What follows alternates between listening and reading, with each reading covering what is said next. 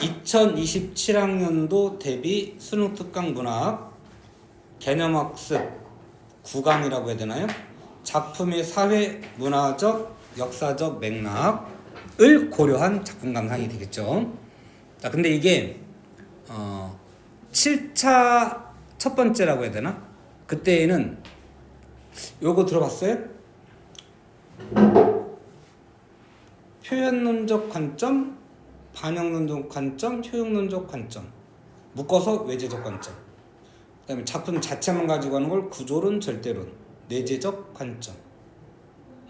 자, 그거를 교과 과정이 바뀌면서 맥락이라는 말로 바꿨어요. 반영론을 사회 문화적 맥락, 그 다음에 표현론을 작가적 맥락, 그 다음에 독자와 관련된 거는 독자적 맥락, 그 다음에 작품 자체만 가지고 따지는 걸 텍스트적 맥락, 그 다음에 다른 작품과 비교하면 상호 텍스트적 맥락, 이렇게 돼요. 근데 교과 과정이 또 바뀌었잖아요. 또 바뀌면서 그 두 가지가 같이 쓰여요. 어떤 책은 관점이란 말을 쓰고 어떤 책은 맥락이란 말을 쓰는데, 지금 우리 시험에는 관점이라는 게 거의 지금 안 나오고 있죠. 예전에는 이걸 배웠을 때 이게 거의 100% 출제예요. 근데 지금은 이거 나오진 않아요. 그래서 굳이 설명은 안 할게요. 이 뒤에 학생들은 다 알아야 될 것 같은데 여러분까지는 굳이 안 해도 될 것 같아요. 그 중에 사회문화적 맥락은 무슨 관점? 반영론적 관점이에요. 자, 문제를 잠깐 먼저 볼까요?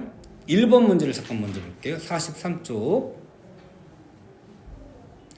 A부터 E까지 중에 사회문화적 맥락의 차원에서 윗글을 탐구하려는 계획에 해당하는 것만 있는 대로 고르시오. 잠깐. 자, 아까 내가 말로 해가지고 잘 못 들었을 수도 있는데, 작품이 있어. 작품 속에, 자, 이거 여백이 없냐? 여기 하나도 없냐? 여기다 그릴게요. 안 그래도 돼요. 자, 작품이 있을 때 작품 속에서 작품을 실제로 이끌어가는 목소리, 시라면 주로 뭐라고 그러죠? 화자. 말하는 사람이 있으면 듣는 사람도 있어야겠죠? 청자. 물론 화자와 청자는 다 생략되어 있을 수도 있고요. 청자는 아예 없을 수도 있어요. 대개는 독백이니까. 화자가 청자에게 무엇에 대해서 말하느냐, 그게 시적 대상이죠. 자, 이건 작품 자체예요. 작품 안에 있는 거고. 자, 작품의 외적인 요소가 작가, 독자, 그 다음에 작품 속 현실 말고 그 작품이 모델로 삼은 실제 현실. 각각을 우리가 요걸 안 해도 된다고 그냥 또 하고 있네. 자, 왼쪽을 표현론적 관점. 작가. 요거 표현론적 관점. 요걸 뭐라 그래? 효용론적 관점. 요거 반영론적 관점. 자체를 구조론적 관점 그러는데, 지금 다 따질 필요는 없고 내가 지금 뭐 때문에 썼냐면 요거 때문에 쓴 거예요. 자, 나라고 하는 말이 나올 수 있는데, 자, 시 속에 나라고 나오잖아요. 요거를 선택지에 갖다 쓸 때에는 이렇게 작은 따옴표를 붙여요. 근데 나는 이 글을 읽고 이런 걸 느꼈어, 이렇게 나오잖아요. 이때 나는 독자예요. 작은 따옴표가 붙은 나는 화자 또는 서술자고요. 선택지 나올 때 작은 따옴표가 붙지 않은 나는 독자를 뜻해요. 그러니까 관점이 다른 거죠.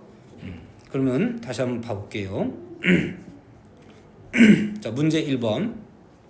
사회문화적 맥락에서 탐구하려는 계획. 즉 한마디로 사회문화적 맥락에 해당이 되는 것만, 고려한 것만 고르시오. 사회문화적 맥락이 아닌 건 지울 거예요. 자, 1번 보세요. 자, 1번에 나. 작은 따옴표 있죠? 자, 작은 따옴표. 작은 따옴표가 있다는 건 본문 속에 있는 나라는 뜻이에요. 그럼 이거는 화자예요, 독자예요? 화자죠. 화자인 거, 화자. 이건 화자인 거예요. 화자의 심리를 분석해서 나가 그럼 그도 본문에 나오는 인물인 거예요. 본문의 말을 인용했다는 뜻으로 여기서 쓰인 거예요. 작은 따옴표가 보이는 태도가 변화하는 이유를 설명해 봐야지. 그럼 이건 작품 내적인 요소를 갖고 따지는 거죠? 네. 그럼 아까 따진다면 무슨 론? 구조론. 텍스트적 맥락인 거예요. 이거는 텍스트적 맥락. 맥락이라는 말을 쓰면 이거는 텍스트적 맥락 이렇게 하는 거고요. 구조론이라 써도 돼요? 돼요. 관점으로 따지면 구조론, 절대론, 내재적 관점인 거예요. 그가 들려준 이야기를 직접 인용한 부분과 나가 그것을 요약 정리한 부분을 구별하여 표시하고 서사 전달의 효과에 어떤 차이가 있는지 서술해보자. 그가 들려준 이야기를 직접 인용한 부분. 직접 인용한 부분에는 어떤 기호가 들어갈까요? 어떤 문장 부호가 들어갈까요?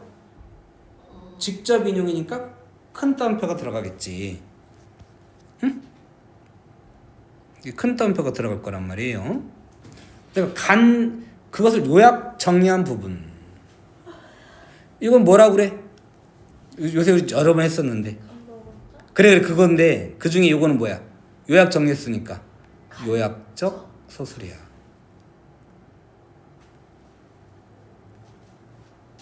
그러면 다시 소설의 3요소가 뭐야? 주제, 구성, 문체. 구성의 3요소가 뭐야? 인사배, 인물, 사건, 배경.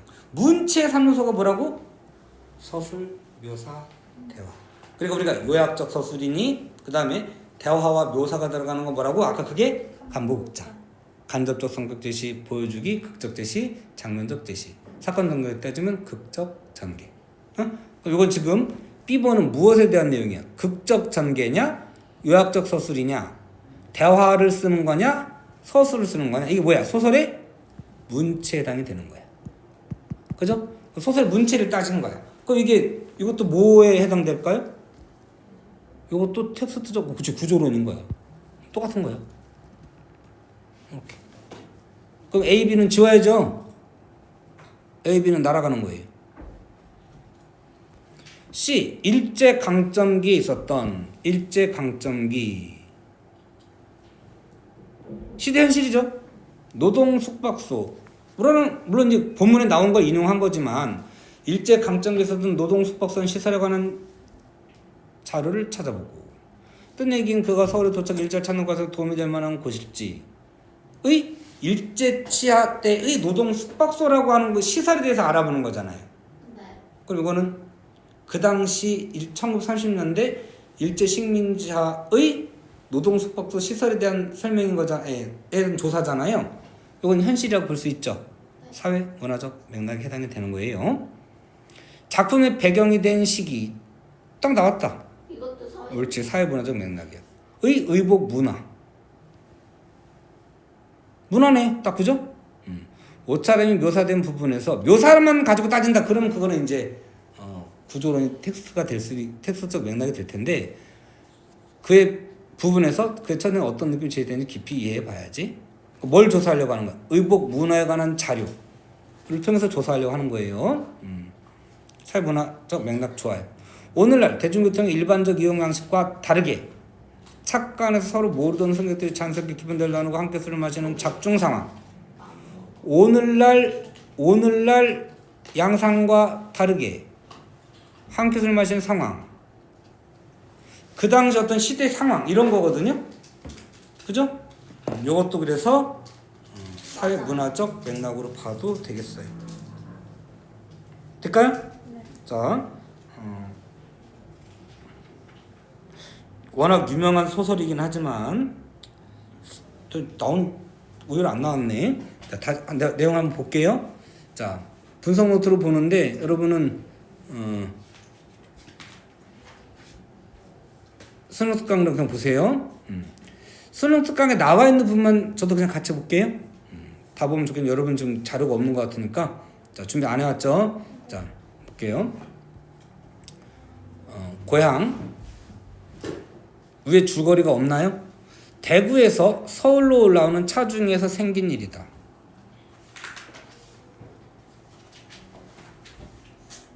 그러니까 지금 하려고 하는 이야기가 과거 이야기야, 현재 이야기야, 미래 이야기야. 현재. 아니 과거지. 과거 이야기인 거야. 올라오는 지금 차들. 과거에 생긴 일인 거야. 그죠? 그러니까 회상적 성격이고요.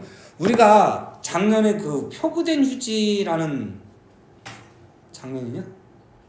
작년 같아요. 표구된 휴지라는 작품에서 어쨌든 거기에 속이야기가 나오고 속이야기 속에 편집글 같은 게 나오고 그래요. 그럴 때 자, 속이야기로 들어간다고 치자. 겉이야기가 있고 속이야기가 있다고 쳐. 그랬을 때 속이야기는 되게 과거일까 현재일까 미래일까? 속이니까 과거 이야기. 둘 중에 하나인데 대개는 과거 이야기고요. 또는 상징적 이야기가 들어가는 경우도 있을 수 있어요. 과거가 아니고 우리 너네 안 배웠지? 자, 상징적 이야기이거나 아니면 대체는 과거야. 물론 미래 이야기가 있는 경우도 있기는 있어요. 있는데 우리 배운 게 거의 없어요. 그러니까 과거 회상이겠군 이렇게 볼 수 있고요. 액자식 구성으로 볼 수 있겠군 이렇게 볼 수 있겠어요. 외부 이야기고 그리고 생긴 일이다 이렇게 해가지고 내가 직접 경험한 것처럼 했잖아요. 신뢰성을 주는 거예요. 여러분 안 써도 되겠어요? 그럼 넘어가요? 네. 자, 신뢰성 부여. 뭐 액자로 따진다면 외화, 여기서 내화 이렇게 해도 되겠어요. 자, 수능 얼마 안 남았어요. 전 쓰는 미안해요. 그래도 열심히 해야지. 최선 다 해야 돼요. 봐야죠. 자, 나는 몇 인칭? 일단 1인칭이야. 일단 1인칭인데 시점 외우는 거 아니야. 외우지 마세요. 아직은 모르잖아. 아직은 모르고 좀 이따 한번 찾아볼게요. 일단 1인칭이야. 1인칭이니까 서술자가 작품 안에 있어 밖에 있어? 안에 있네. 서술자가 안에 있다는 건 무슨 말일까요? 자, 이걸 극화되었다고 하는데 이건 고등학교용은 아니지만 한 번 나온 적이 있어서 제가 하는 거예요. 자, 보기를 줘. 극화되었다는 건 다른 인물과 대화를 주고받았거나 행동할 수 있다 그런 뜻이에요. 걔가 주인공일 수도 있고 단순 서술자일 수도 있어요. 찾아보셔야 돼요. 나는 나와 마주 앉은 그를 매우 흥미있게 바라보고 또 바라보았다. 아직은 그가 주인공일지 나가 주인공일지는 정확히는 몰라. 바라보았다. 그러니까 관찰하고 있는 거죠. 두루마기 격으로서부터 두루마기 격으로 기모노를 둘렀고 쪽발이 옷을 입었어요.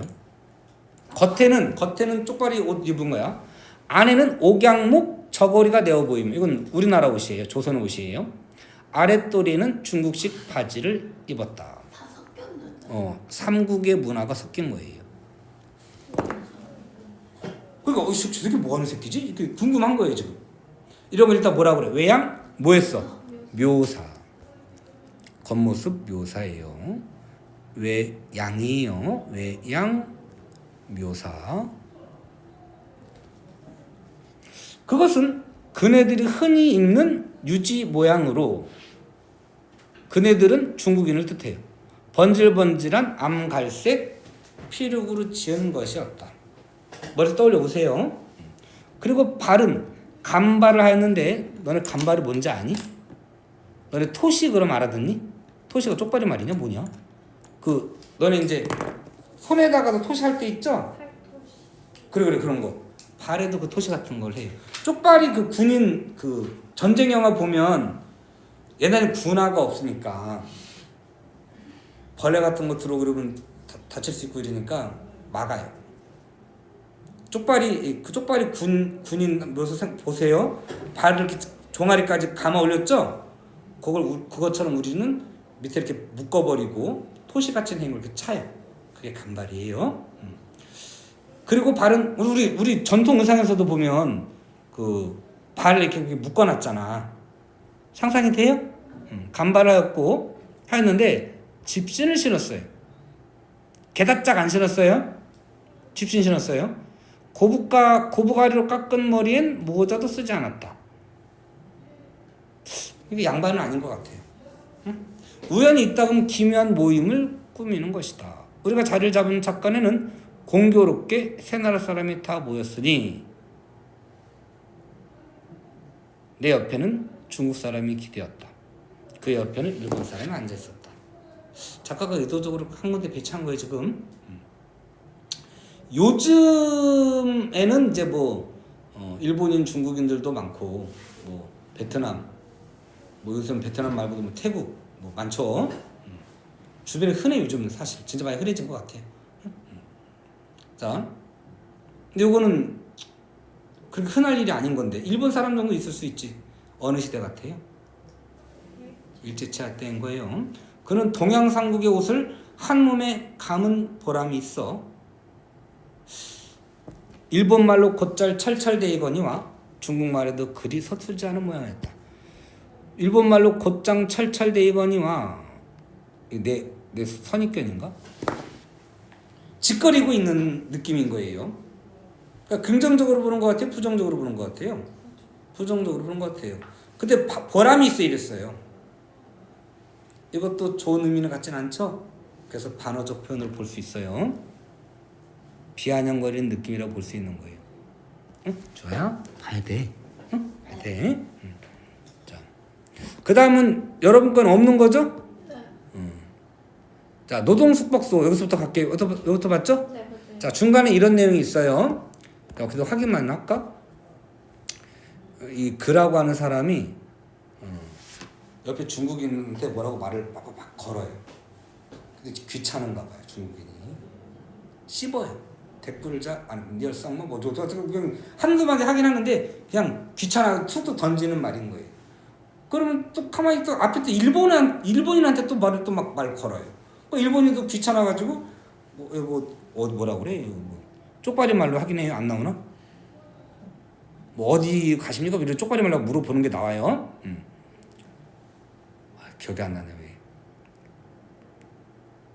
독고마대 있기만 쓸까? 이런 식으로 이렇게 얘기 물어봐요. 대답을 잘 안 해주고 하니까 이번엔 나한테 말을 물어보는 거예요. 나도 짜증나는 거예요. 아, 저 새끼 뭐 하는 새끼인데 중국인한테 찌쩍거리고 일본인한테 찌쩍거리고 나한테 찌쩍거리는 거야. 그래서 물어보는데 어디까지 가십니까? 근데 서울까지 가요. 내가 가면은 노동 자리 구할 있을까요? 내가 뭐 압니까? 이러고 말한 거예요. 근데 내가 뭐 알겠어요? 이러고 나니까 미안한 거야. 가만히 보니까 이게 사투리 쓰고 이렇게 하는 거 보니까 우리나라 사람이 맞는 것 같아. 중국인이나 일본인 같진 않고. 근데 가만히 보니까 얘가 고생은 되게 많이 하는 것 같아. 얼핏 봐서는 한 40쯤 돼 보이는데 나이가 꽤 들어 보이는데 하는 거 봐서는 또 나이가 또 어린 것도 같아. 그래서 이게 건늙었구나. 그럼 고생을 많이 했겠구나. 근데 내가 그거를 보고 너무 차갑게 돼 있구나. 미안하구나. 이런 마음이 잠깐 드는 거예요. 그래서 대답을 또 좀 해주게 돼요. 그래서 이제 그 사람이 노동숙박소라는데 가면 일자리 구할 수 있을 겁니다. 라고 내가 말해주니까 그 사람이 그럼 노동숙박소는 어디 뭐 물어보는 거예요. 자, 노동숙박소에 대해서 미주알 고주알 묻고 나서 누가 누구한테 물어봤겠어요? 그가 나에게 물어본 거예요. 시방 가면 무슨 일자리를 구하겠는기요? 사투리죠? 자, 그럼 이 사람 지금 서울로 뭐 하러 가는 거예요? 일자리를 구하러 가는 거예요.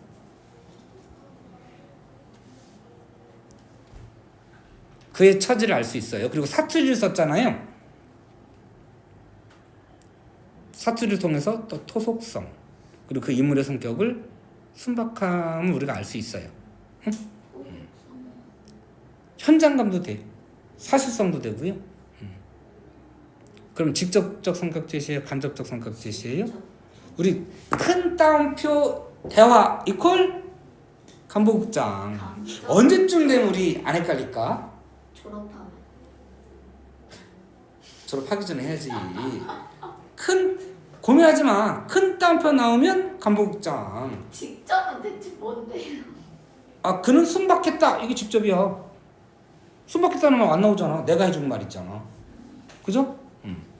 라고 그는 매달리는 듯 또 채우쳤다. 재촉하다예요. 글쎄요, 무슨 일자리 구할 수 있을는지요. 나는 내 대답이 너무 냉랭하고 불친절한 것이 죄송스러웠다. 그러니까 나는 T 같은 F 같은 T야. G인지 F인지 모르겠다. 응? 딱 뱉어놨는데 아이씨 내가 너무 심했나? 내가 비슷해. 응? 내가 비슷해. 그러나 일자리에 대하여 아무 지식이 없는 나로서는 이 외에 더 좋은 대답을 해줄 수 없었던 것이다. 자, 일자리 찾기에 무관심한 지식인의 모습. 그러니까 노동수법소가 있는 건 아는데 거기에 대한 정보는 없어. 일을 안 한 노동을 하는 사람이 아니니까 지식인이라는 걸 알 수 있어요. 그 대신 나는 은근히 물었다. 어디서 오시는 길입니까? 고향에서 오누마 하고 그는 휘 하고 한숨을 쉬었다. 그럼 지금 가는 곳은 고향이 아닌 거죠. 서울은 휘 하고 한숨을 쉬었다.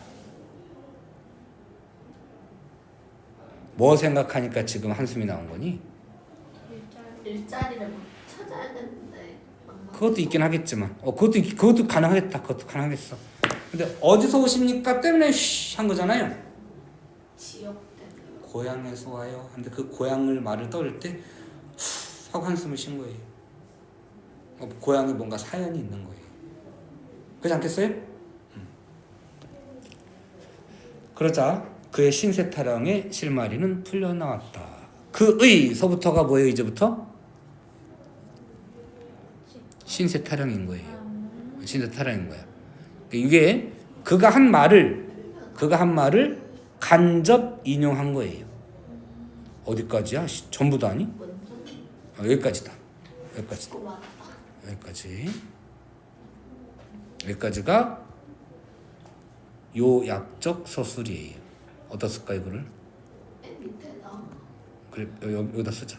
요약적 서술.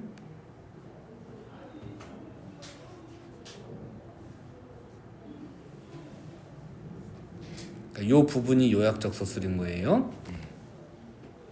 사건 전개 빠르다 느리다? 빠르다. 생동감? 약하다. 성격 제시로 따지면 직말분해요. 직접적 성격 제시, 말하기, 분석적 제시, 해설적 제시, 요약적 제시. 분석적으로 제시하고 있다, 극적으로 제시하고 있다 이런 말은 알아야 돼요. 자, 그러자 그 신세타령의 실마리는 풀려나왔다. 그의 고향은 대구에서 멀지 않은 K군 H란 외딴 동리였다. 한 100건 남짓한 그곳 주민은 큰 동네는 아니네요. 주민은 전부가 옆 분토를 파먹고 살았는데 한국사 시간에 배웠나요? 나라 땅을 빌려서 농사를 지으면 4분의 1을 세금을 내요. 개인 땅을 빌려서 농사를 지으면 3분의 1을 세금을 내요. 요즘으로 따지면 33%인 거잖아요. 폭동 일어날 것 같은데요. 그 스위스냐 어디냐? 복지 되게 잘 돼 있는 나라. 거의 50% 낸다고 그래요. 월급 50%가 세금이에요. 대신에 복지가 확실한 거예요. 늙어서 뭐 이렇게 뭐 우리나라처럼 노후 빈곤해가지고 뭐 그 자살하고 이런 외로워서 죽을 수는 있겠지. 물가가 비싸요. 물가 비싸겠지. 뭐 우리 훨씬 잘 사는 나라인데. 응? 어쨌든 세금을 좀 많이 내잖아요. 자, 근데 일제치하 때 뭐가 들어왔다 그랬죠? 동첩. 그래서 방을 하나 일본어로 딱 붙여놓고 어느 날까지 어디부터 어디까지가 누구 땅인지 신고를 안 하면 국유지를 돌리겠다, 국고로 환수가 되겠다 해놓는데 일본어를 못 읽는 사람도 있고 또 일본어 읽더라도 아니 근데 아버지 쭉 내 땅이 있는데 왜 신고를 또 해야 돼? 라고 생각하는 거죠. 안 해. 그 땅을 뺏겨요. 그럼 그 땅이 누구한테 가요? 일본인 또는 친일 조선인에게 가는 거죠. 쌍값의 불화가 되는 거예요. 그러면 원래 이 땅을 가지고 있던 지주가 소장농으로 전락되는 거예요. 그럼 땅을 빌려야 될 거 아니야. 그러니까 갑자기 3분의 1 세금 내야 되는 거예요. 근데 마름도 중간에 끼잖아. 그럼 마름한테도 뇌물 비슷하게 줘야 돼.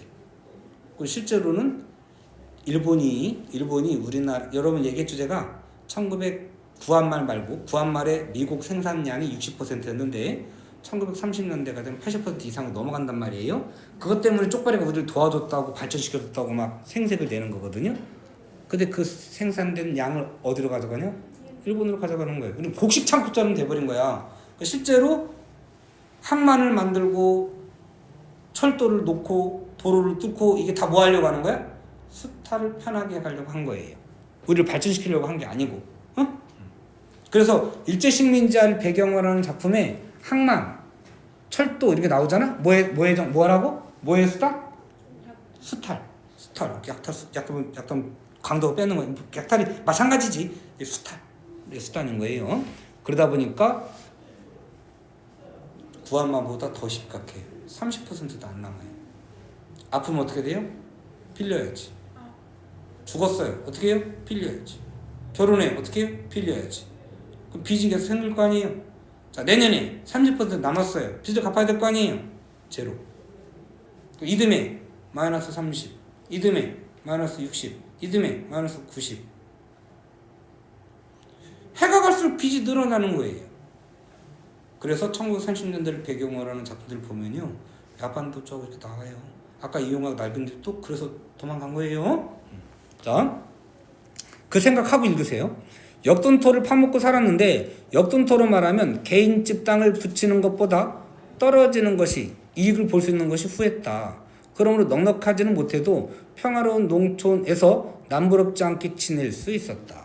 그러나 세상이 뒤바뀌자, 세상이 뒤바뀌었다는 건 나라를 뺏긴 거예요. 일제화가 되자 그 땅은 전부가 동양척식회사의 소유에 들어가고 말았다. 직접으로 회사에 소장료를 바치거나 되었으면 그래도 나으련만 3분의 1만 내면 되는데, 소위 이른바, 이런 뜻이 이른바 중간 소작인, 얘가 뭐예요? 말은 중간 소작인이란 것이 이중으로 이제 뺏기는 거지. 저는 손에 흙 한번 만져보지도 않고 동양척식회사에는 소작인 노릇을 하면서 실제 자기는 소장농에게는 지주행세를 하게 되었다. 동척의 소장료를 물고 나서 또 중간 소작인에게 긁히고 보니, 빼앗기고 보니 실 자기네 손에는 소출의 30%도 떨어지지 않았다. 그러니까 구한말은 똑같은 거죠. 그 후로 죽겠다, 못 살겠다, 헬조선이지 하는 소리는 중이 연불하듯, 관용구예요. 연불하듯 그들의 입길에서 오르내리게 되었다. 남부여대하고, 원래 보통 피난하는 모습을 남부여대라는 말을 써요. 남자는 등짐을 지고 여자는 머리에 이고 타초로 유리하는 사람만 늘고 동리는 점점 쇠진해 갔다. 가족 공동체, 농촌 공동체가 붕괴되기 시작하는 거예요. 지금으로부터 9년 전, 그가 17살 되던 해 봄에, 그럼 지금 몇 살이야? 26인가요? 실제 26이었다. 그의 나이는 실상 26이었다. 자, 이런 거 가로 친 거는요, 앞에 거에 대한 부연 설명이에요. 자, 그에 대한 나의 평가 그랬는데, 외부 이야기의 화자인 나의 생활 개입됨 그랬는데, 요 부분, 자, 요 부분, 가난과 고생이 얼마나 사람을 늙게 하는가. 원래 얘들아, 작가 개입은 대체로 3인칭에서 나와. 근데 1인칭에도 가끔 작가 개입이 있기는 있어. 이건 작가 개입으로 볼 수 있어요. 자, 그러면 지금까지 읽은 거 봐서 속 이야기의 주인공이 누구냐? 나야?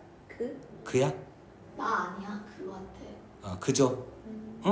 그러면 그러면 그가 지금 겪은 일이 쭉 나오고 있잖아. 그가 중심 내용인 거잖아. 그럼 1인칭 무슨 시점이 되는 거야? 관찰자 시점이 되는 거야.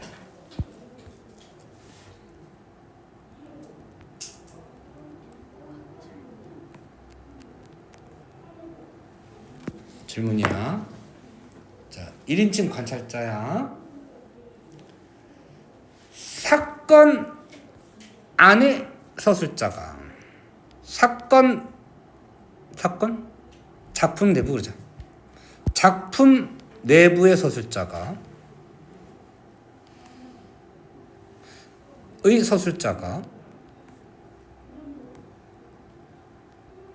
작품 내부의 서술자라는 거 무슨 뜻이라고 그랬어요? 아까 다른 인물과 대화를 주고받거나 행동을 할 수 있다, 극화되었다 라고 하는 거예요. 그건 드라마를 뜻해요. 그러면 사건을, 질문이 여기가 잘 틀리기 때문에 질문하는 거야. 사건을 객관적으로 서술할까요? 주관적으로 서술할까요? 주관적. 잘 틀리기 때문에 물어본다니까. 객관적? 먼저 떠오른 게 뭐였어?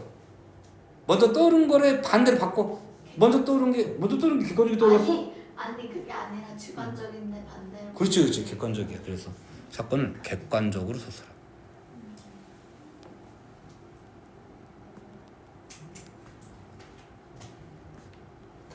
원래는 이런 거예요. 원래는 내부 요거는 뭐 안 헷갈릴 것 같고 객관적으로 서술한 이거는 많이 틀려요. 이거 조심하셔야 돼요. 나는 틀릴 거는. 근데 이상하죠? 이런 식인데요? 그죠?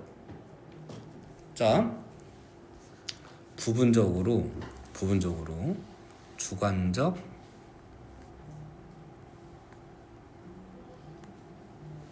해석과 평가가 들어가기도 한다 이 말이에요.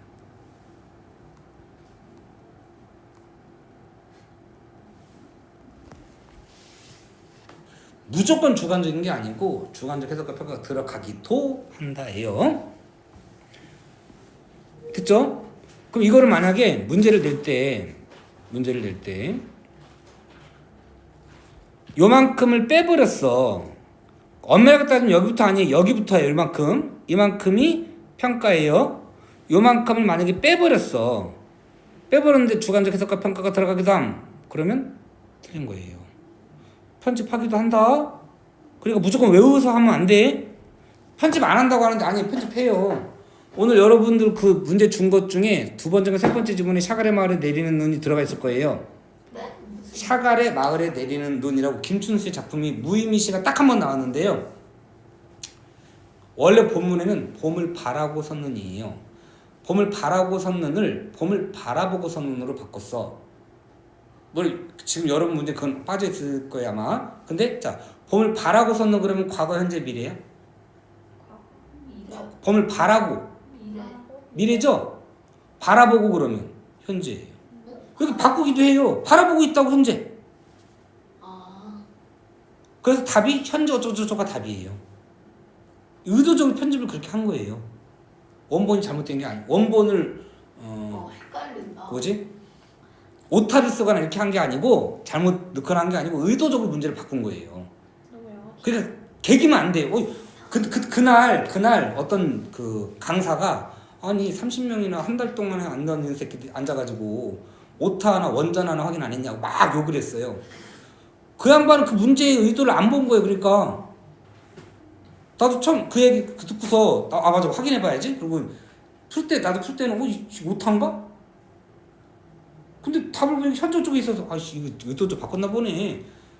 근데 이런 한번 이게 있나 보지 본 적이 없거든. 근데 있나? 궁금은 했지만 일단 문제는 풀었어요. 근데 그걸 보고 그래 한번 찾아봐야지. 없어. 가장 오래된 작품으로 봐도 그냥 보면 바라고 야. 그래서 있는지 없는지 정확히 확인은 안 했어요. 근데 없을 것 같아요. 의도적 바꿨다 봐야 돼. 그러니까 시도 편집한다니까요. 응? 그러니까 뺐는지 넣는지를 보셔야 돼요. 빠르게 훑어서 여기가 작가의 판단이 들어간 부분이었는데 빠졌네? 그럼 여긴 틀렸네? 이렇게 할 수 있어야 된다는 거예요. 외우지 마시고. 알았죠? 그러니까 어디가 개입인지 판단하실 수 있어야 돼요. 넘어갈게요. 그 여자분은 살기 좋다는 바람에 서간도로 이사를 갔었다. 아까 그 낡은 집에서도 간도, 만주, 사할린 이런데 그나마 간도 쪽은 약간 중립국적인 그 뭐라 그러지? 약간 그 좀 심하지 않아. 식민지 그 대우가 심하지 않단 말이지. 응? 그래서 그걸 간 거예요. 쫓겨가는 운명이니 어딜 간들 신신하랴. 믿음직하게 곁을 수 있으랴. 라는 건데 자 내가 원해서 간 게 아니에요. 뭐가 준비해놓고 거기 땅을 사놓고 간 게 아니에요. 쫓겨난 거예요. 유배당하듯이. 그리고 거기에 뭐가 준비가 돼 있겠어요? 안 돼 있을 거 아니에요? 그러니까 어디 비빌 언덕이 없는 거예요. 그곳에 비옥한 전야도 그들 위하여 열려질 리 없었다. 비옥한 땅은 이미 다른 사람이 다 차지했겠죠. 조금 좋은 땅은 먼저 가니까 모조리 차지하였고 황무지는 비록 많다고 하지만 그곳 당도하던 날부터 아침거리 저녁거리 걱정이라 무슨 행세로 적어도 1년이란 장관세를 먹고 입고 이 1년이 별로 긴 세월 아닌 것 같잖아요. 근데 먹을 게 아무것도 없는데 1년 견뎌야 된다고 생각해보세요. 얼마나 길어요 그게. 우리가 3일만 굶어도 힘들 텐데. 그죠? 거친 땅을 풀 수 있으랴. 남의 미천을 얻어 농사를 짓고 보니 가을이 되어 얻는 것은 왜 빈주먹이냐? 갚아야 되니까. 응? 2년 동안을 사는 것이 아니라 그 풀벌레 소리 가득 차 있었다. 너네 이번에 시험 범위가 아니었죠?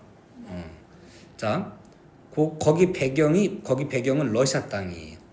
근데 거기서 똑같이 엄마 죽고 굶어 죽고 아버지도 결국은 굶어 죽고 뭐 이런 내용이 나오고 가족들이 그 베개도 없는 침상 머리맡에서 엉엉 우는 그런 장면이 나와요. 자, 힘내시자. 힘내고 비슷하죠?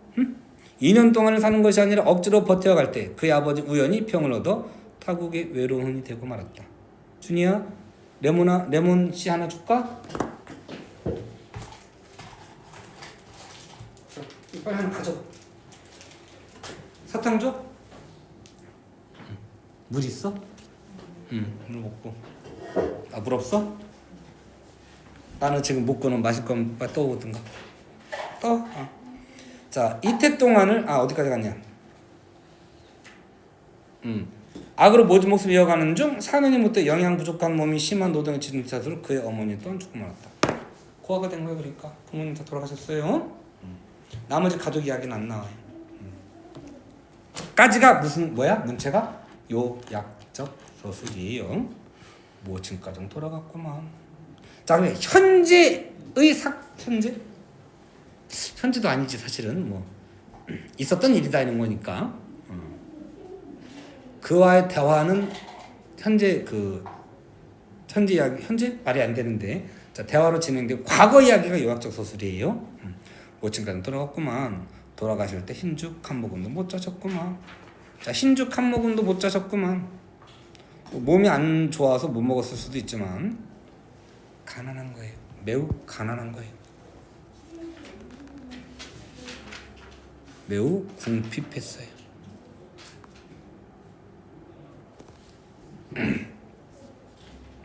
그러니까 우리나라 땅 안에 있으나 간도로 가나 똑같았던 거예요. 이렇게 길게 나와 있니? 이렇게 많아? 네, 지루해요. 어우씨. 일단 끊을 수는 없고 빠르게 할게. 이야기하던 그는 문득 말을 뚝 끊는다. 왜 끊었겠냐? 그의 눈이 번들번들한 걸로 보여요. 눈물이 쏟아졌음이리라. 해석한 거죠? 주관적 해석이 들어가는 거예요. 개입까지는 아니어도 해설 자기 심리적인 어떤 추가 판단 추측이 들어간 거죠. 그러면 문득 말을 끊은 이유가 뭘까요? 어머니 생각났을 거 아니에요. 슬픔, 안타까움 뭐 이런 거예요. 실제로 눈물이 쏟아진지 어쩐지 아마 살짝 고였겠죠. 슬픔, 안타까움, 이런 거예요. 줘야 우리 양치기 하고, 응? 그래서 수능 봐야 돼. 응? 힘내. 저 안 봐요. 아유 해야 돼. 네. 저 아예 공부를 안 하는데요. 해세요 지금부터. 안 늦었어요. 고3은 지금부터 하는 거예요. 지금부터 EBS 하고 하는 거야. 내가 그랬잖아. 지금부터 실력을 엄청나게 올리는 건 불가능해요. 3년 동안 못 올렸잖아요. 그죠? 근데 성적은 나올 수 있다는 거예요. 뭔가 말이 안 되는 것 같죠? 근데 실력 좋다고 100점 나오는 게 아니고요. 실력 없다고 2등급, 3등급이 안 나오는 게 아니에요. 응? 40점대, 50점대 맞다가 수능날은 30점이 오르기도 한다니까요. 뭐 때문에? 계단. 주아 지금 내 말을 튕겨내고 있는데 귀로 안 들어가고 막 이렇게 튕겨서 막 퍼지는 게 보이는데 지금? 팅팅팅팅팅 막 퍼져나가는데 지금? 아니요, 애초에 수능을 생각을 아예 안 하고 있어서 아예 그거예요. 접수도 안 할 거예요. 근데 고3은 항상 재수생에 비해서 EBS 학습을 적게 할 수밖에 없어요. 내신에서도 별로 안 들어가고. 진짜 대부분이 물론 이제 미리 일찍 하는 애들도 있지만요. 대부분 지금부터 그 내신 좋은 학교들 있잖아요. 경쟁이 센 학교들, 걔들도 지금부터 본격적으로 하는 거예요. 같이 시작해요. 하면 돼요. 자, 나는 무엇이라고 위로할 말을 몰랐다. 아까는 참 저 새끼 뭐야 이런 느낌이었잖아요. 추잡스러워 보이고 이랬거든요. 그렇게 느꼈던 것 같은데 위로하고 싶은 거예요. 고생 많이 한 사람이거든. 나의 심리가 그에 대한 나의 심리가 바뀌었어요. 한동안 머뭇머뭇 있다가 나는 차를 탈 때 친구들이 사준 정종병 마개를 빼었다. 자, 이걸 해설을 보고 막 외우려고 하지 마시고 유월말을 못 찾았어요. 그래서 꺼낸 게 뭐예요? 정종이에요. 그 정종을 같이 마신 의도는 뭐예요? 위로. 찻잔에 부어 그도 마시고 나도 마시다. 함께 마시고 있는 거예요. 동료의식을 느끼고 있는 거예요. 악착한 운명이 던져준 깊은 슬픔을 술로 녹이려는 듯. 뭐 추상적 개념이 구체화해요. 소설에서 이제 안 나오는 거 넘어갈게요. 연거푸 5잔을 마신 그는 얼마나 속이 쓰리면 연속으로 5개를 먹었겠냐. 응? 말을 계속하였다. 자, 여기서부터 다시 또 재인용한 거예요. 그의 말을, 그의 말을, 사연을 재인용한 거죠. 서술하고 있는 거예요. 간접 인용인 간접 인용. 그는 부모 잃은 땅에 오래 머물기 싫었다. 신의주로 안동현으로 품을 팔다가 무슨 뜻이야? 요즘 학생들 이런 말 아나? 품앗이 할 때 품. 노동을 하다가 일본으로 또 벌이를 찾아가게 되었다. 규슈 탄광에 있어도 보고 대파는 오사카예요. 쪽발식 발음으로 오사카가 되는 거예요. 오사카. 대판 철공장에도 몸을 담아보았다. 벌이는 조금 나왔으나 일본이 아무래도 어쨌든 일본 애들은 외국인들한테 돈 많이 안 주는데 어쨌든 그래도 우리나라에서 버는 것들은 나왔나 봐요. 외롭고 젊은 몸은 잔방탕해졌다. 돈을 모을 수 없고 이따금 우람한 치받치기 때문에 한 곳에 주접을 하고 있을 수 없었다. 정착을 오랫동안 못해요. 화도 나고 고국산전이 그립기도 해서 슬쩍 뛰어났다가 그러니까 맨날 술 먹고 이렇게 했던 거야. 왜? 이랬는데 저녁에 집에 가면 아무도 없어. 명절이 됐어. 갑자기 어머니 보고 싶은 거지. 술 한잔 하는 거야. 계집질 하러 가고 그랬던 거야. 자, 오래간만에 고향을 둘러보고 이거 찍는 건데 이런 말 해도 되나 모르겠다. 일본의 그 총리 중에 지금 몇 번째 앞인지 모르겠다. 지금 여자 총리죠? 그 앞에 어떤 새끼 하나 있어요. 잠깐 하다가 많은 새끼. 그 새끼 앞에 새끼 그 새끼 누구야? 아베노믹스 아베. 그 새끼 앞에 고이즈미라고 있어요. 찾아봐 나중에. 좀 삐쩍 마른 새끼 있어요. 개새끼 아주 그냥. 욕 안 하려고 그랬는데 생각할수 열받네. 우리는 성착취를 강제한 적이 없다. 우리는 뭐라 그러지? 자기 원해서 내는 거 뭐라 그래? 직접 받은 거고 월급도 다 줬다. 원해서 돈 벌러 온 거다. 섹스가 좋아서 온 거다. 라는 거예요. 여기 이게 인터뷰라면 인터뷰. 우리나라 할머니들을 생녀를 만들었다니까요. 섹스가 좋아서 와서 노동일을 지들이 지원해갖고 월급을 받아갔는데 우리는 월급 다 줬는데 무슨 사과를 하냐. 있다고 그랬다니까요. 너무 열받지 않냐? 국가를 대상으로 하는 총리가 하는 말인데 이 개새끼가 아주. 응? 우리나라가 얼마나 만만하고 힘없으면 그랬겠냐. 오래된 일이 아니에요. 누구 때야? 박근혜냐 언제냐 누구 때냐? 김영삼 때? 김영삼이 아니라 박근혜 그 누구냐? 이명박 때냐 누구 때냐? 하여튼 꿀려 지낼 때, 응? 이재명이나 이런 그 노무현 대통령 이런 사람 좀 세게 못 나갈 때, 아마 그럴 때 그렇게 얘기했으면 욕 바가지하고 지금 외교 문제 크게 생겼을 텐데 찍소리도 못했던 것 같아. 더 열받지 그러니까. 응? 얼마나 만만했으면은, 응? 우리나라만 아니야. 아시아 여자들을 다 그냥 섹스에 미친 생녀로 만들어 버렸다니까. 그 말을 떠올리는 자체가 웃긴 거 아니냐? 응? 미안하다. 너무 흥분해서. 응? 자, 여기 나와 있는 이 사람도요. 이 사고방식이 못됐거나 절제를 못한다거나 섹스에 미친 이런 새끼가 아니에요. 왜 이렇게 쓸쓸하잖아요. 다 죽었는데 누구 때문에? 그리고 쪽발이 때문에 죽은 거 아니에요. 그 힘든 데로 가가지고 아버지 죽고 어머니 죽고 가족은 없고 맨날 뭐 얼어 죽고 총 맞아 죽고 칼 맞아 죽고 하니까는 그나마 또 일하러 왔는데 쪽발이가 또 나라 이름 조선진이라고 조선진에서 얼마나 함부로 했겠어요. 이렇게 괜히 찔리지 지금. 그렇죠? 그러니까 거기서 술 먹고 이럴 수밖에 없지. 이해되죠? 네. 응? 응. 나 훌쩍 뛰어났다가 뭐가 찔려? 아니 일본에서 응. 물건 산 거 지금 보고 있어. 아, 그랬어? 일본 얘기하고 계시. 찔리는 찜찜. 응. 일본에서 세관 통과까지 돼가지고 지금 아, 물건 샀는데. 그래? 현지- 뭐 사셨는데요? 너 이 새끼야 내가 지금 이거 하고 있는데 지금 그거 하고 있단 말이야? 지난 이번 주 월요일에 산 거 지금 발송됐다고 하죠. 저야 힘내자고. 응? 그래서 힘내야 돼요. 오래간만에 고향을 둘러보고 벌이를 구할 겸 서울 올라가는 길이라 한다까지가 요약적 서술이에요. 재인용한 거예요. 고향에 가시니 반가워하는 사람이 있습니까? 나는 탄식하였다. 탄식, 안타까움이요. 반가워하는 사람이 다 목이요. 고향이 통 없어졌더만. 그렇겠지요. 9년 동안이면 편했겠지요. 흔히 뭐 10년이면 강산도 변한다고 하잖아요. 변하고 뭐고 간에 아무것도 없더만. 집도 없고 사람도 없고 개 한 마리도 얼지는 않더만. 아까 낡은 집 딱 여기로 낼 수도 있는 거 사실은. 요즘 그렇게 안 되지만 그럼 아주 폐놈이 되었단 말씀이요. 그렇구만. 무너지다가 단만 즐비하게 남았지만 오타냐? 뭐예요? 너네 책 이름 뭐라고? 남았지만? 남았지만? 이게 똑같아?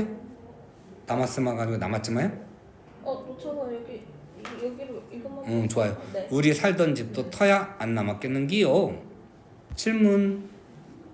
질문. 요만큼. 소설 문체 뭐야? 간접. 사건 전개 방법. 간접. 그래. 간접. 사건 전개로 따지면 극적 전개. 응? 공간적 배경은 기차 안에서 지금 대화하고 있는 거예요. 있었던 일이니까 과거 일이지 사실은 엄밀하게 따지면. 하고 그의 짜는 듯한 목소리는 높아졌다. 눈물이 날만 하겠죠. 썩어 넘어진 석가래 뚫뚫 구르는 주춧돌은 꼭 무덤을 파 해골을 헐어 젖혀놓은 것 같더만. 세상 이런 일도 있는기요. 100여 호 살던 동이가 10년이 못되어 통 없어지는 수도 있는기요. 후. 자, 우리 이 사람 어떤 심리인 것 같아요? 분노? 분노. 또 가능히 화탈? 탈도 돼요. 슬픔, 안타까움, 한 이런 거예요. 하고 그는 한숨을 쉬며 그때 광경을 눈앞에 그리는 듯 멀거니 먼 산을 보다가 내가 따른 소리를 꿀꺽 들고 참 가슴이 터지더만 가슴이 터져 하자마자 굵직한 눈물 더방울이 뚝뚝 떨어진다. 뭐예요? 눈물, 심리, 슬픔, 원통? 원통함, 안타까움, 한 이런 거예요. 나라 잃은 슬픔 되겠죠? 양심에 찔리면 여시 보세요. 네. 나는 그 눈물 가운데 음산하고 비참한 조선 얼굴을 똑똑히 본 듯 싶었다.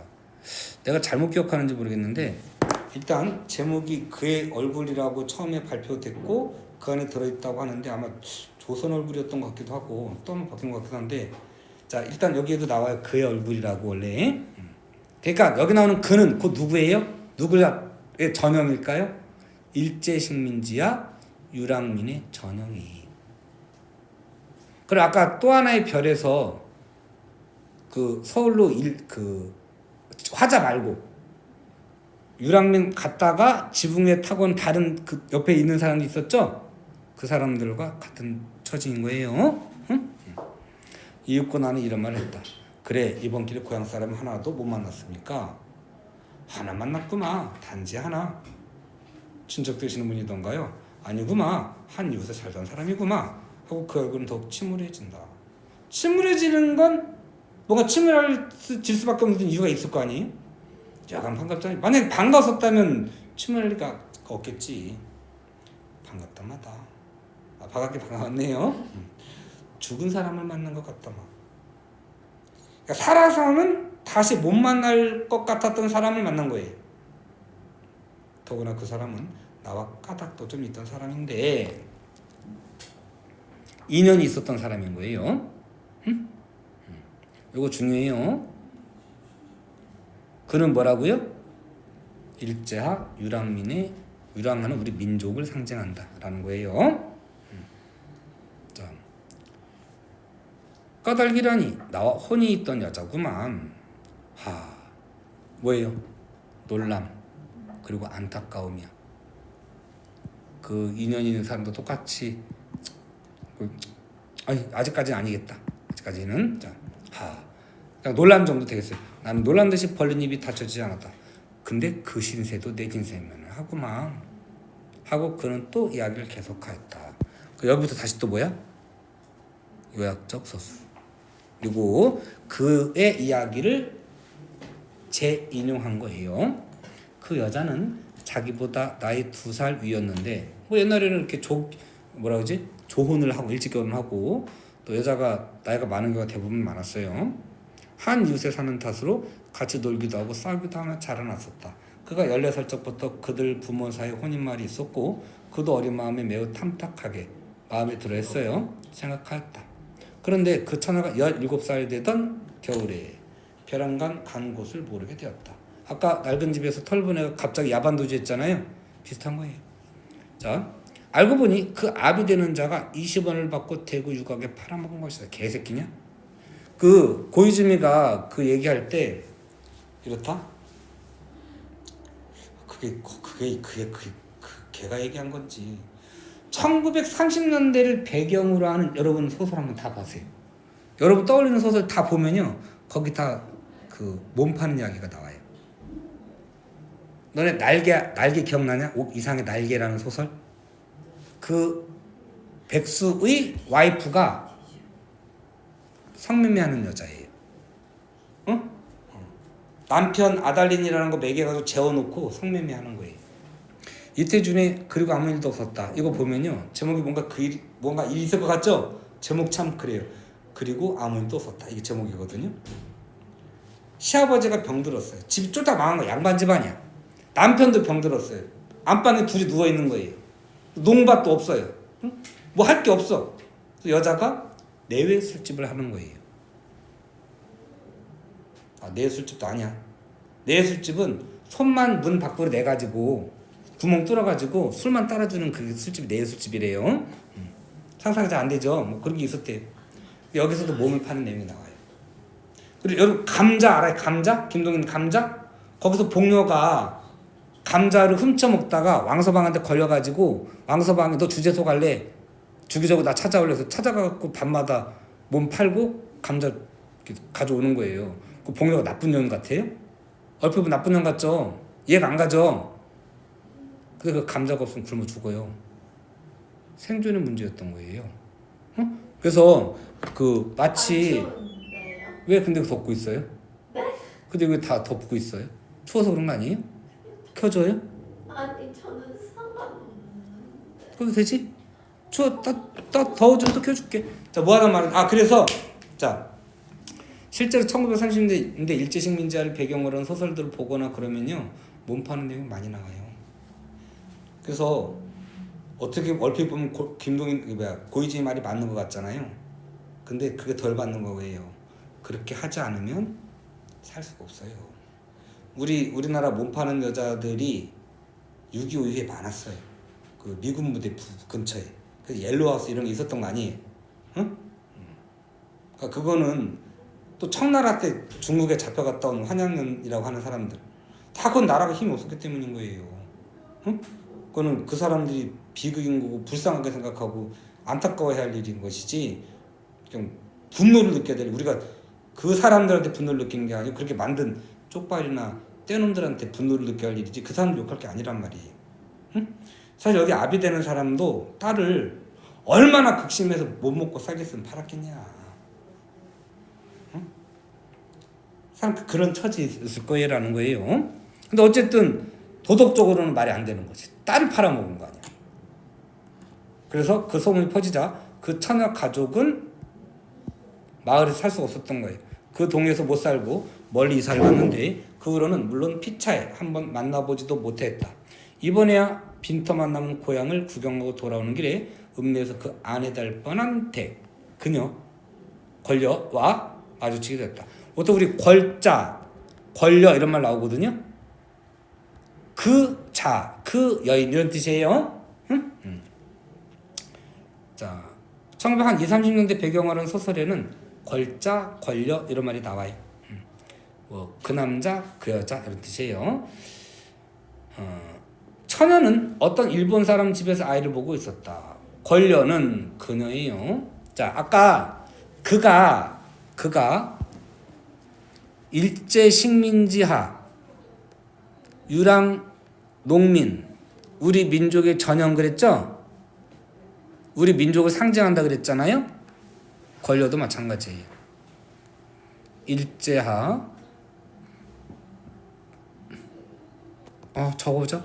유랑민 좀 빨리 진행해서 끝내고 끊자. 어디지? 맨 마지막. 권려는 자 위치가 어딘지 모르겠네요. 수능 특강으로는 찾았어요? 네, 찾았어요. 권려는 이렇게 쓰세요. 자, 권려는 20원 몸값을 10년을 두고 갚았건만 그래도 주인에게 빚이 60원이 남았었는데 그 3대라고 하는 염상석 소설을 보면요. 조금 외곽이긴 하지만 기와집 한 채가 500원이에요.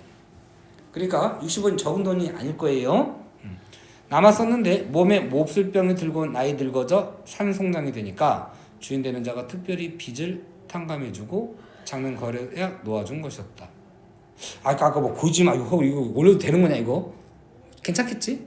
쪽발이 새끼 그거 뭐 너무 그 민족 뭐랄까 좀 국수적이냐? 사고 방식이. 내가 국민학교 때는 우리도 국민학교잖아. 그 일본인들 와서 막 이렇게 그 얘기해 준 적 있냐? 축구하러 이렇게 외국 사들 오고 그래. 우리 운동 되게 컸거든. 응? 외국 와서 막 경기도 하고 막 이랬단 말이야. 그럼 친절하게 대해주고 막 했단 말이지. 근데 이제 내가 국문학과잖아. 일본인 중에 이 개새끼들이 뭐였더라? 아키라라는 새끼가 대학원생이지. 교환학생으로 왔어. 그 우리 잘 모르려나? 야 국문학과로 교환학생으로 왔어. 그럼 얘가 국어 우리나라 말을 알 거라고 내가 생각해야 되냐 안 해야 되냐? 알고.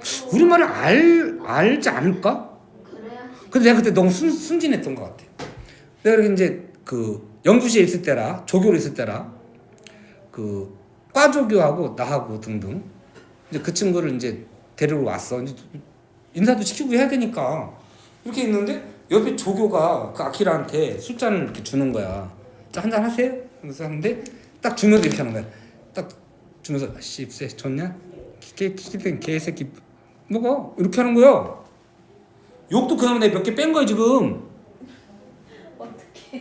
그래서 내가 거기서 티를 낼 수는 없잖아. 그래서 이제 밖으로 이렇게 나가고 형 왜 그래 손님인데.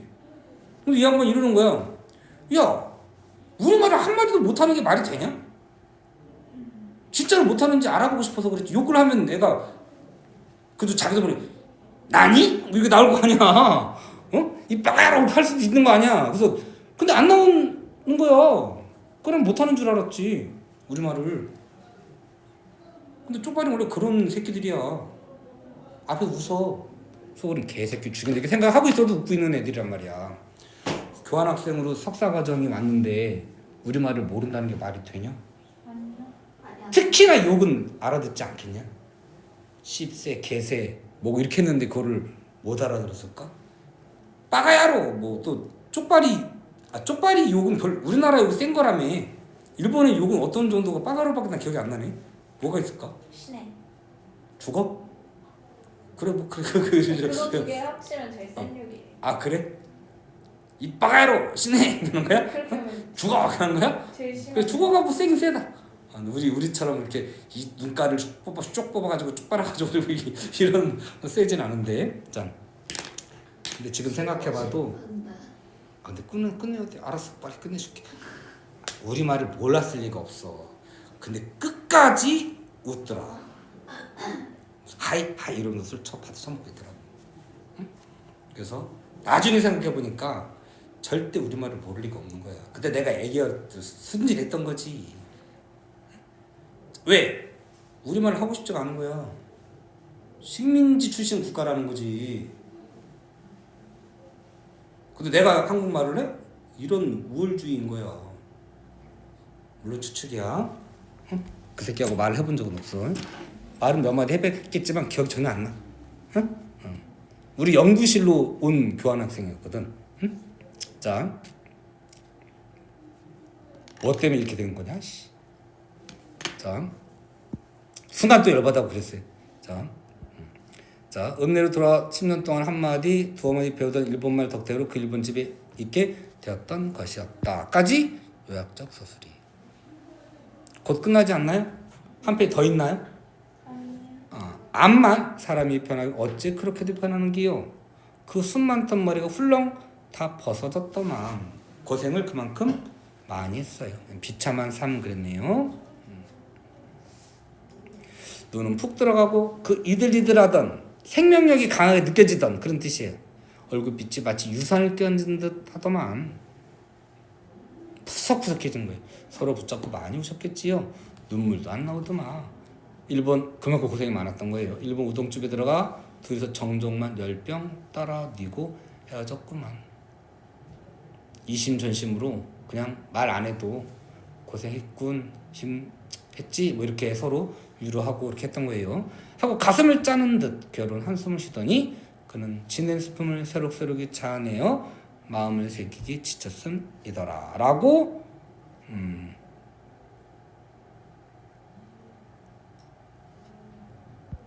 이건 이제 나가 그렇게 판단을 한 거예요. 주관적 해석과 평가가 들어간 부분이 어디가 주관적 해석인지 찾을 수 있으셔야 돼요. 이야기를 다 하면 무얼 하는 기요 하고 쓸쓸하게 입을 다문다. 나 또한 너무도 참혹한 사람살이를 듣기에 쓴물이 났다. 자, 우리 술이나 마저 먹읍시다. 이 술 중요해요. 앞에 정종이죠. 하고 우리는 서로 주거니 받거니 한 대병을 다 말리고 말았다. 여기까지. 까지예요? 네. 자, 근데 좀 더 해야 돼. 자, 술이나 먹자 그랬잖아요. 이 의도가 뭐야? 그럼 아까 위에 걸로 따라오면 위로였지요. 근데 지금은 위로가 아니에요. 자, 위로에다 더 나갔어요. 이게 아니죠? 같은 민족인 거잖아요. 그죠? 그게 나는 지식인이기 때문에 그 사람이 겪은 것만큼은 고생을 하지는 않았어요. 그러나 같은 민족으로서 그 아픔을 공감하고 이제 공감을 하는 거예요. 단순히 위로와 연민이 아니고 같은 민족인 거잖아요. 공감을 하는 거예요. 위로도 당연히 있긴 있죠. 위로도 있긴 있는데요. 위로도 있긴 있어요. 근데 공감도 있는 거예요. 그러면서 아리랑 노래를 불러요. 자, 우리 지금 교재에 이게 없다는 거죠? 근데 요거 되게 중요해요. 일단 요 자료라만이라도 보세요. 그 뒤에 플러스 운문 이렇게 해가지고 적으세요. 그 운문 이렇게 해가지고 어떤 내용이 나는 거냐면, 자, 요거 그냥 우측에 있는 걸로 적으면 될 것 같은데 여러분 자료 안 적혀 있나요? 자, 벼섬이나 되는 농토는 신장로가 되고요. 수탈과 파기를 말한다고 그래서 아까 일제치하 때 도로를 내거나 철도 항만은 다 뭐의 의미라고요? 수탈의 의미란 말이에요. 그 수탈을 의미하는 거고요. 말마디 나는 친구는 감옥소로 되고요. 가고요. 쪽발이에게 저항하는 지식인, 시인, 갇혀요. 억압적인 거죠. 담배 따나 떠는 노인은 공동묘지 가고요. 무상감도 되겠어요. 화망함. 인물이나 좋은 계집은 유각으로 가고요. 그녀가 권려가 대표적인 거죠. 그래서 일제식민지화 때 우리 민족이 겪었던 실상, 아픔을 압축해서 보여주는 게 요 아리랑이에요. 요 노래로 끝나요. 그래서 여운 있는 결말이 되는 거예요. 운문이 들어가면 항상 어떤 변화를 주어서 단조로움을 피한다도 해당이 되고요. 여기서는 여운이 있는 결말 이렇게 하면 되겠어요. 저는 알아서 미리 쉬고 있구나. 아니에요. 안 쳤어요. 자, 일단